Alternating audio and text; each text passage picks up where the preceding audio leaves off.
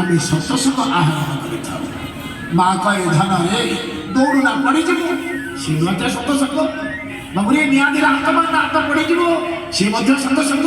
ଧନରେ ଦୁଷ୍ଟ ହେଲା ଆଜି ଖାଇଦେ ଖାଇଦେ। ଯଦି ପୁଅଟେ ଅଝଟିଆ ହୁଏ ତାକୁ କହନ୍ତି ଦେଖେ ତୁ ଖାଇଦେ, ମୁଁ ଏ ଜହ୍ନମାମୁ ଆଣିକି ତୋତେ ଦେବି, ସେ ମଧ୍ୟ ସତସଙ୍ଗ। ଜୀବନ କଲ୍ୟାଣ ହିତାର୍ଥେ ଯାହା ସବୁ ଶିକ୍ଷା ଦିଆଯାଏ ସେ ସତସଙ୍ଗ। ବିନା ସତସଙ୍ଗ ବିବେକ ନ ହୋଇ, ରାମ କୃପା ସୁଲଭ। ବର୍ତ୍ତମାନ ସତସଙ୍ଗ କରାଯାଉଛି, ଅନେକ ପୁରାଣ ଶାସ୍ତ୍ର ଘୋଷା ଦିଆ। ବାବୁରେ ମୁଁ ବିନୀତ ଭାବରେ କହିବି, ତା ଦେହରେ ତୁମେ କିଛି ବୁଝିପାରିବ, କିଛି ବୁଝିପାରିବ। ରାମଚନ୍ଦ୍ର ଗାଥା ହଉ, ପୁରାଣ ଶାସ୍ତ୍ର କଥା ହଉ, ତା ଦେହରେ ତୁମେ ଭାବିଲେ ଉଦ୍ଧାର ହେଇଯିବ କି? ସତସଙ୍ଗ କଲେ କେହି ଉଦ୍ଧାର ହୁଏ ନା। ଗୋଟେ ଛୋଟ ଛୁଆଟା ଯେ ଦୁଷ୍ଟ ହଉଛି, ପାଣିକି ଦେଉଛି ବାରବାର, ବହୁ ସମୟ ସେ ପାଣିରେ ଗାଧଉଛି ବା ଖେଳୁଛି ପାଣି। ମା କହିଲା ଧନରେ ତୋତେ ଥଣ୍ଡା ଧରିବ, ଜ୍ୱର ହବ, ଛିଟିବୁ, ଦେହ ଖରାପ ହବ। ଇଏ ମଧ୍ୟ ସତସଙ୍ଗ। ପିଲାଟା ବୁଝି ଯାଉଛି, ଉଦ୍ଧାର ହେଇଗଲା, ମୁଖ୍ୟ ହେଇଯିବ। ସେ ବର୍ତ୍ତମାନ ଗୋଟେ କଳିଯୁଗ ଆସିଛି ଯେ କି ଆମେ ସମସ୍ତେ ଦୁଷ୍ଟ ହେଇଯାଉଛେ। এই দুষ্টକୁ, এই ଦୁଷ୍ଟାମିକି ଶାସ୍ତ୍ରମ କରିବା ପାଇଁ ଉତ୍କଳୀୟ ପରମ୍ପରା ମହାପୁରୁଷ ଅଚ୍ୟୁତ ଅନନ୍ତ ଯଶୋବନ୍ତ ବଳରାମ ଜଗନ୍ନାଥ ସତର୍କ ଦେଲେ। ଆରେ ଶୁଣ ବାନ ଶୁଣ, ଜାଣ ବାନ ଜାଣ, ଶୁଣ ବାନ ଶୁଣ, ଜାଣ ବାନ ଜାଣ, ଜୀବନ ଶାସନ ହେବ ଶାସନ, ତମେ କେହି ଶୁଣ ବାନ ଶୁଣ,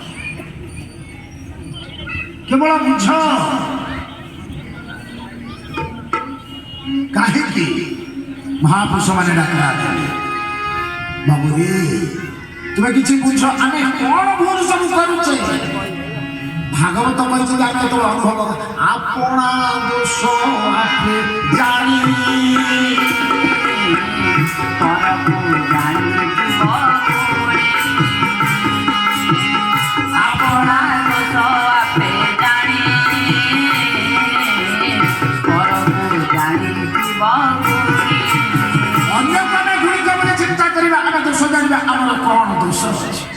ବାବୁରେ ପରମ ପତିତ ପାବନଙ୍କ ସୃଷ୍ଟିରେ ଆମେ ସେ ସୃଷ୍ଟିକି କେତେ ଧ୍ୱଂସ କରିବାକୁ ଯାଉଛେ, ଆଉ ଧ୍ୱଂସ କରିସାରିଲେଣି।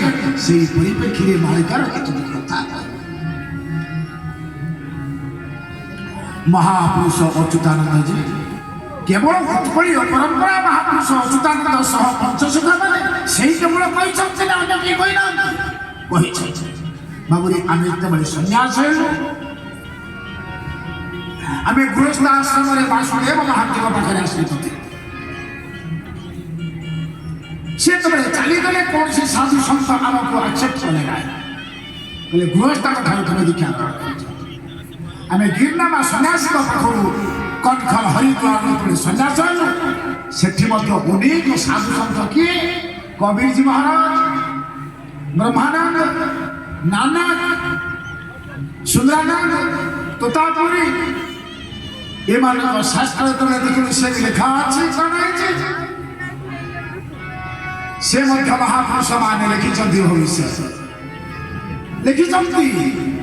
अरे एक दिन आएगो, एक दिन आएगो, सृष्टि धन से जाए, मानव नीचा सब मन पैदा, राक्षस बनी जाए।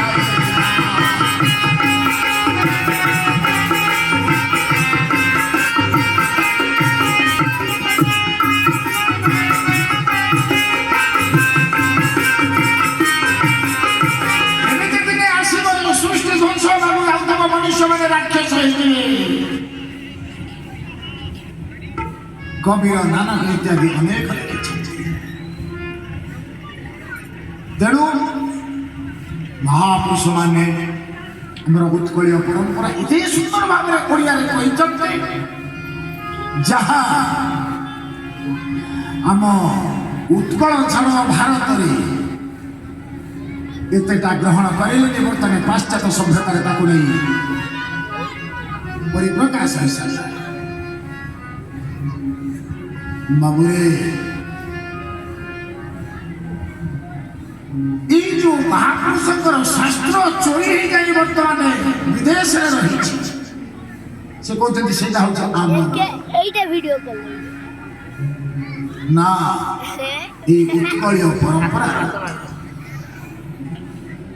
ଆମେ ଆଜି କଣ ହବାକୁ ଯାଉଛି ଖାଲି କଣ ଏଇଟା ଛୋଟ ପିଲାଟେ ଦୁଷ୍ଟ ହଉଛି ଆମେ ତାକୁ ଶିକ୍ଷା ଦେବା ସତସଙ୍ଗ ଦେବା ଭଲ ମଣିଷ ହବ। ତେଣୁ ଚିନ୍ତା କରିବା ଦରକାର ଆମେ କେତେ ଦୁଷ୍ଟାମି ହେଉଛି। ସେ ଦୁଷ୍ଟାମି କଣ ମହାପୁରୁଷତା ପ୍ରକାଶ କରୁଛନ୍ତି। ଗୋଟିଏ ଛୋଟିଆ ପଦଟିଏ ମହାପୁରୁଷ ଅଚ୍ୟୁତାନନ୍ଦ ନେମାଳ ବିଳାସ ରାଜହଂସ ଲେଖିଛନ୍ତି। ଏ ଗୀତଟି ସମସ୍ତେ ଜାଣିଛନ୍ତି। ବାବୁରେ ଆରେ ମନ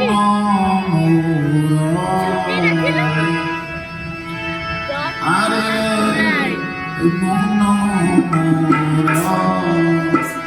অনুজে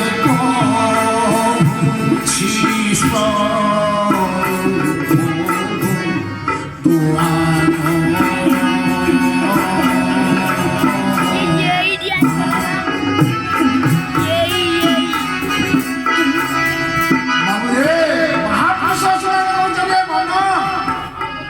স্বরূপ কথা কହୁଛନ୍ତି ମୁଁ ସ୍ୱରୂପଟା କଥା କହୁଛି।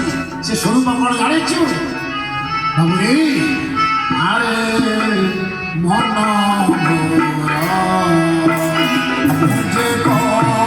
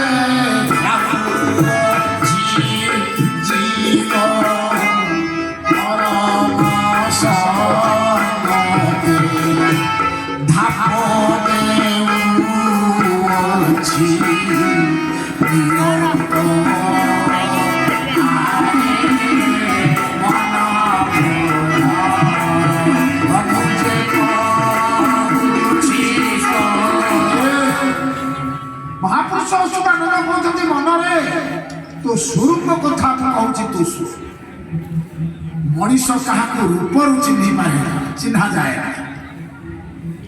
ଆଜିକାଲି ତୁମେ ଆମ୍ବ କିଣିବ ଦେଖାଉଥିବ ବାହାରକୁ ଭଲ ରୂପ ଦେଖାଉଥିବ ଭଲ ଘରକୁ ଆଇଲା ବେଳକୁ ସେ ଖଟା ଆମ୍ବ।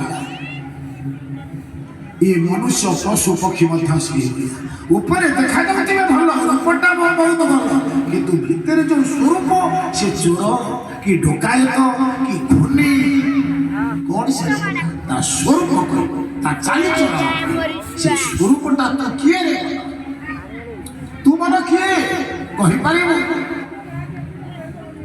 ଆମେ ସାଧାରଣ ବୁଦ୍ଧି ବିବେକ ଜ୍ଞାନ ହରେଇ ବସିଛେ। କଣ ହରେଇ ବସିଛେ ଭାଗବତ ଗୋଟିଏ କଥା କୁହାଯାଇଛି ତାକୁ ଆମେ କେବେ ବୁଝିଛେ। ଅନେକ ଜନ୍ମ ତପ ଫଳେ ଅନେକ ଜନ୍ମ ତପ ଫଳେ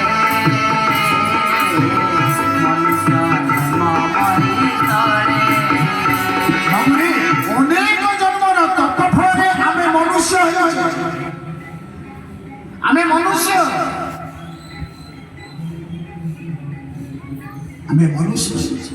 ଅନେକ ଜନ୍ମ ତପ ଫଳେ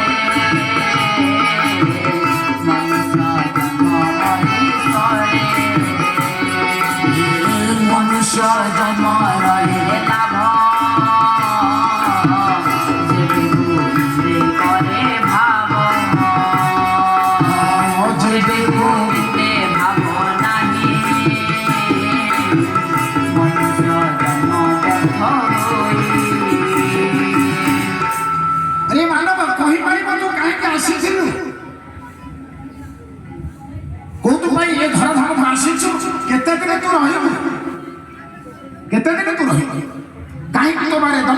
ଅଗାଡ଼ି ବାହାମିକା ଏଇ ଯୋଗୁଁ ଆଜି କରିଯିବ ସେଥିପାଇଁ ଅନେକ ବିପତ୍ତି ଆସେ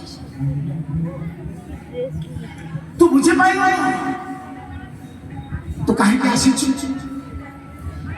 ତୁ କଣ ଆସିଥିଲୁ ଖାଲି ଖାଇବୁ ଖଟିବୁ ହକିବୁ ଭୋଗିବୁ ମରିବୁ ବୋଲି ଆସିଥିଲୁ କାହିଁକି ଆସିଛୁ ଏ କଥା ମାନବ ଜାଣେ ସେ ଭାବେ ମୁଁ ଆନନ୍ଦ ହିଁ ଆନନ୍ଦ ଆନନ୍ଦ ବାବୁରେ ଆନନ୍ଦ ନେଇପାରୁନ ଭଗବାନ ଯାଚିତ ଉଚ୍ଚକୁ ଆସିଛନ୍ତି ତମେ ଆନନ୍ଦ ଦେଇପାରିଲେ ସେ ମଜା ତମେ ନେଇପାରୁନ ନେଇଯା ମନ କିନ୍ତୁ ଏ ମନ ନେଇପାରୁନ କାହିଁ ନେଇପାରୁନ ବାବୁରେ ତାର ବୁଦ୍ଧି ବିବେକ ଆଜି ହଜିଯାଇଛି ଆଜି ସେ କାହିଁକି ଜନ୍ମ ହେଇଥିଲା ସେ ମଧ୍ୟ ଜାଣିପାରୁନି ଅନେକ ଜନ୍ମ ତପ ଫଳେ ମନୁଷ୍ୟ ଜନ୍ମ ପାଇଥିଲେ ମନୁଷ୍ୟ ଜନ୍ମର ଏ ଲାଭ ଯେବେ ଗୋବିନ୍ଦ କରିବାର କିନ୍ତୁ ମାନବ ଚିନ୍ତା କଲା ମୁଁ ଆସିଛି ଜମି ବାଡ଼ି ଘର ଦ୍ୱାର ପିଲା ଛୁଆ ଏ ଦୁନିଆଟା ମୋର ଭାଗବତରେ କହିଛନ୍ତି ଧନରେ ତ କିଛି ମୋର ବୋଲି